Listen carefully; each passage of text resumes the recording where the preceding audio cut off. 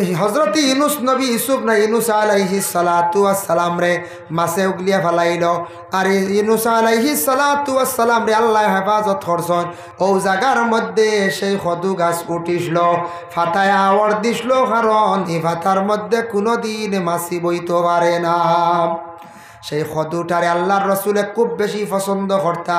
অন্য কয়েকদিন আগে আমি কিতাবও দেখলাম, শানে হবিবুর রহমান, সেই কিতাবের মধ্যে বাদশাহ হারুন রশিদর বাড়ির মধ্যে একদিন দাওয়াত রইল।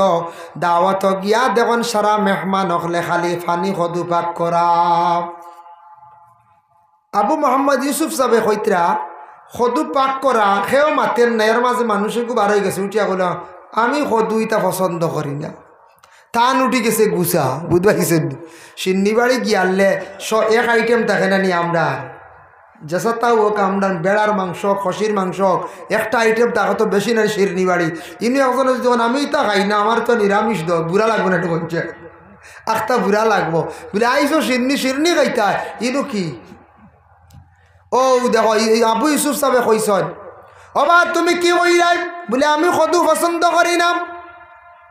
থামো, আমি ঘরের মধ্যে যাই। গেছন আবু ইউসুফ সাহেব ঘরের মধ্যে গিয়া থার বাড়ি হাতের মধ্যে নিছন। কইলা তোমার ইতিমধ্যে জমিন থাকি বিদায় দিলাইয়ার। বলে কি হয়েছে, তার কারণটা কি? বলে আমার নবী খদুরে বড় পছন্দ করত, আর তুই আবার খদুরে বড় অস্বীকার করডে, না পছন্দ করডে। নিশ্চয় তোর দুশ্মনী আছে নবীর লগে। কতটুকু শক্ত আকিদা! খদু কইতে মনে হয়েছে আল্লাহর বন্দেগান মোল্লা জীবন রহমতুল্লাহি তাআলা আলাইহি নুরুল আনওয়ার যে কিতাবর মুসন্নিফ, তাইন বড় একজন সহিহ মানুষ আসলা, খুব ভালো একজন আল্লাহর বুজুর্গ আসলাম, যেন কিতাব লেখনেওয়ালা। এই মোল্লা জীবনে কি করছেন, একদিন বাজারে গেছেন, গিয়া দেখুন একজন ব্যক্তি বড় বড় খদু লইয়া বসিয়া রইছেন। তাইন কইলা চিনুন না? কইলা অবা ইগুলা কি খাওয়ার বস্তু? বলে এগুলা থাকছে আত্মীর ডিম। আত্মীর ডিম মনে করিয়া তান বড় আনন্দিত হইয়া খদু লইয়া বাড়ির মধ্যে আসছেন। আসিয়া কইলা গো বিবি, আজকে বাজার তাকি অলৌকিক একটা জিনিস আনলাম।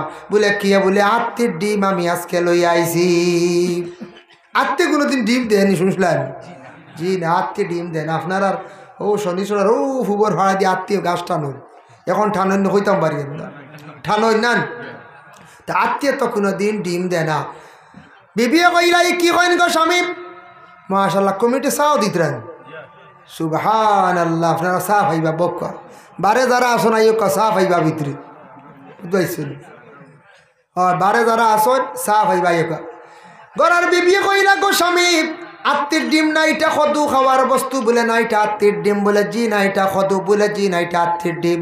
এইভাবে বারবার তাই মাতলে উঠাইলাম। কইলা খেনে আপনি বারবার কোন আত্মীর ডিম? বলে বিক্রেতা যে ব্যক্তি সেই ব্যক্তি কইসন ইটাই লগে আত্মীর ডিম। বলে এটা মিছা মাতিছন? বলে না না, মুসলমানে তো মিছা মাতন না। মোল্লা জীবনের কত শক্ত আকিদা, মুসলমানে মিছা মাতন না। আমরা তো মাঝে মাঝে মিছা মাতি। আমরা মাঝে মাঝে মিছা মাতি না? জি মাতই না, কেন মাঝে মাঝে মাতি না নি আমরা? জি জি, আমরা মাঝে মাঝে মিছা মাতি। মোল্লা জীবনে ওইটা মুসলমানে মিছা মাতই না বা আমি জানি তাই ওলা শক্ত আকিদা থান।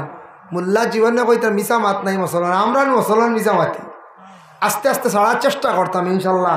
আল্লাহ আমরা প্রত্যেকের তৌফিক দক্কা সবে হোক, আল্লাহুম্মা আমিন।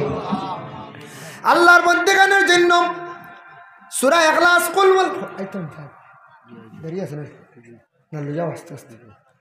দেখো কা সূরা ইখলাস এমন একটি সূরা, যে সূরা সম্পর্কে একটা ফজিলত আপনাদের সম্মুখে আমি আনলাম।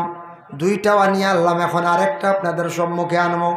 এখন দেখো কা ও যে মহফিল আমরা জমা হয়েছি সারা ইসালে সব মহফিল, আমরা যদি কোনো কবরিস্তান দেখি, কবরিস্তানের মধ্যে গিয়া সারা সূরা ইখলাস শরীফ 3 বার পড়ার বাবা জীবনে চেষ্টা করবা।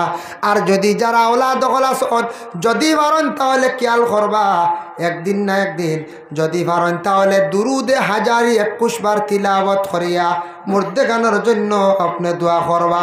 দুরুদে হাজারি 21 বার তিলাওয়াত করলে হয়তো মা বাবার কবর যদি আযাব থাকে আল্লাহ আযাব রে উঠাইলান। বুধবাইত্রানি দুরুদে হাজারি ওয়াজিবাত পাই বাবা ওয়াজিবাত পাইবা 21 বার পড়িলবা একদিন গিয়া বাবার মাতার কবরের সামনে বসিয়া মার কবরের সামনে বসিয়া 21 বার পড়ইন না একদিন তোরা সময় লাগুক না যে মা বাবা গোর বাড়ি বিল্ডিং মানে তুইয়া গেছেন না ও মাল লাগিও বাবার লাগি আমরা একদিন পারতাম না সময় কিছু তাপ আর না হলে সব্বরাতর দিনও তো আসে না যাই সবরাতর রাত পড়াশোনা করিয়া বাদর দিন অবসর খালি জিয়ারত করি না নি আমরা এদিন ওয়াজিবার লক্ষ্য না লইয়া দেখবা দুরুদে হাজারি কত সুন্দর পড়া আল্লাহুম্মা সাল্লি আলা মুহাম্মাদিন মাদামাতিস সালাতু ওয়া সাল্লি আলা মুহাম্মাদিন মাদামাতির রাহমা ওয়া সাল্লি আলা মুহাম্মাদিন মাদামাতিল বারাকাত ওয়া সাল্লি আলা রূহি মুহাম্মাদিন ফিল্লাহ আরো লম্বা রইছে ব্যাখ্যা তুরবাতে মুহাম্মাদের ভিতরা গয়া শেষ হইছে সাল্লাল্লাহু আলা সাইয়্যিদিনা মুহাম্মদ হইয়া এর ব্যাখ্যা লম্বা 21 বার পড়ার চেষ্টা করোগা 21 বার পড়াত লাগলে মিলাইয়া হলতায় আপনার সময় যাইব 1 ঘন্টা 1 ঘন্টা বহল লাগি সময় তেম পারতাম না কোন যায় পারবো ইনশাআল্লাহ আল্লাহর বান্দাগণের জন্য বিশেষ করিয়া রাসূলুল্লাহ সাল্লাল্লাহু আলাইহি ওয়াসাল্লামের মায়ের উম্মত হল খেয়াল করেন সূরা ইখলাস যে কুল হুয়াল্লাহ যে সূরা যেটা আছে এই সূরাটা একজন ইমাম সাহেব তার জীবনের মধ্যে খুব বেশি পড়িতা মদিনায় গেলে দেখবা বাবা একটা মসজিদ আছে আমার নবী যে মদিনাতকে প্রথমে বানাইছেন সেই মসজিদটা হলো মসজিদে কুবা অত সুন্দর মসজিদ সেই কুবা মসজিদে গিয়া যদি এখন কেউ যদি 2 রাকাত নামাজ পড়েন এ আল্লাহর বান্দার আমল নামার মধ্যে একটা উমরা হজের সওয়াব আল্লাহ দান করেন এর লাগে মসজিদে কুবার একজন ইমাম সাহেব আসলা নমাজ পড়িতে সময় আল্লাহর বান্দা কি করতা খালি হর রাখা তো খালি কুল হুয়াল্লাহ সূরা দি নমাজ পড়াইতাম গ্রামের মানুষ এতরাজ করলাম ও ইমাম সাহেব আপনি খালি কুল হুয়াল্লাহ সূরা দি খেলে নমাজ পড়ায় তখন ইমাম সাহেব এরার মাতর উত্তর দিলা না কইলা খালি ওখান কইলা বলে আমি খুব বেশি ভালো ভাই বলে আপনি ওঠারে বন্ধ করেন খালি সূরা ইখলাস দিয়ে নমাজ পড়ায় এই কথা হওয়ার পরে ইমাম সাহেব গুসা করিয়া মসজিদ ছাড়িয়া গেলা গিয়া